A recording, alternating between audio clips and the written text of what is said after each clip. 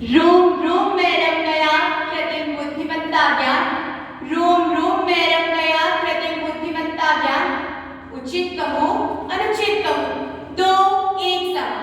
सुप्रभात, मैं प्रतिभागी संख्या 33 आज के हमारे विषय पर अपने विचार प्रस्तुत करने जा रही हूँ। महोदय, आप सुबह उठते और आपका फोन आपके चेहरे को स्कैन करते अनलॉक हो जाता। अब मान लीजिए कि आप काम पर जाने के लिए कार में बैठे और आपका जीपीएस नेविगेशन आपको एक वैकल्पिक मार्ग सुझाता। क्यों? क्योंकि जिस मार्ग पे आप रोजाना जाते हैं उस पर सामान्य से ज्यादा ट्रैफिक आपका पसंदीदा है। आपके स्टाइल के हिसाब से कपड़ों के चयन को सुझाता। आपका बैंक आपकी आय के आधार पर बचत योजनाओं का विवरण भेजता। अब मैं आपसे पूछना चाहूँ, क्या ये सब कुछ जादू है?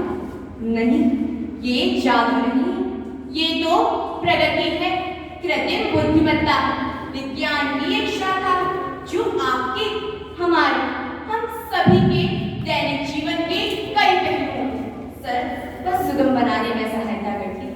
महोदया, कृत्रिम बुद्धिमत्ता एक ऐसी तकनीक है जिससे मशीनें मानव जैसा तर्क रख सकती हैं और तो और मन मुताबिक कार्य कर सकती हैं।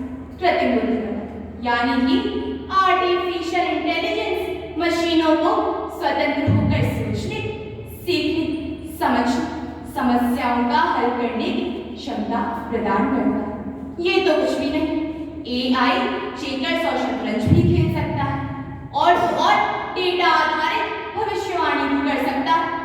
दो विभिन्न छवियों को पहचान कर उनमें विवेक भी कर सकता है और जिन मुश्किलों को मानव देख नहीं सकता या मान लीजिए हल नहीं कर सकता, उन्हें भी एआई देखकर हल कर सकती है। अब आप ही बताइए कि आज ऐसा क्या है जो एआई द्वारा संभव ना है? आधुनिक काल में व्यवसायों की उत्पादकता में वृद्धि, उच्च उत्पादन दर, कच्ची माल का अधिक कुशल उपयोग, बेहतर सुरक्षा सुनिश्चित करना, इन सब में एआई का महत्वपूर्ण योगदान माना जा रहा है। एआई मानव की निर्णय लेने की क्षमता को विकसित करता है और तो और विकास हेतु डेटा को गति प्रदान करता है। इसके द्वारा किए गए मौसम पूर्वानुमान एकदम सटीक होते हैं।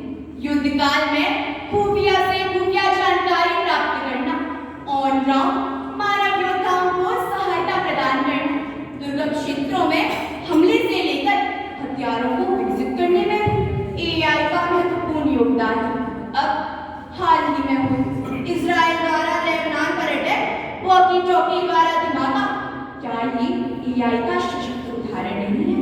अब भाई और मैं इसका दूसरा पक्ष आपको बता दूं। जिस प्रकार एआई का सकारात्मक कामों के लिए उपयोग किया जा सकता है, ठीक उसी प्रकार आजकल इसका नकारात्मक कार्यों में भी बेहद उपयोग देखने को मिल रहा है।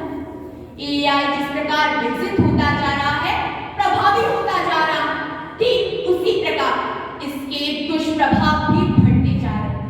अभी कुछ दिन पूर्व एआई के ही एक इंजीनियर ने आत्महत्या कर और कल ही उसकी पत्नी को गिरफ्तार किया।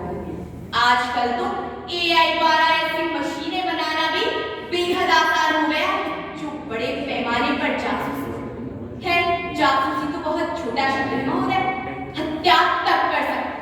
अब ये तो समाज को ही सुनिश्चित करना होगा कि एआई को प्रयोग करते समय इसके दुष्प्रभावों को दृष्टिगत रखते हुए इसका संचालन किया जाए और विशेष प्रकार के एआई सिस्टम बनाते समय इसके दोनों पहलुओं, लाभ और हानि का गहराई से मूल्यांकन किया जाए। अब इस बात में कोई शक नहीं कि यदि एआई का इस्तेमाल होगा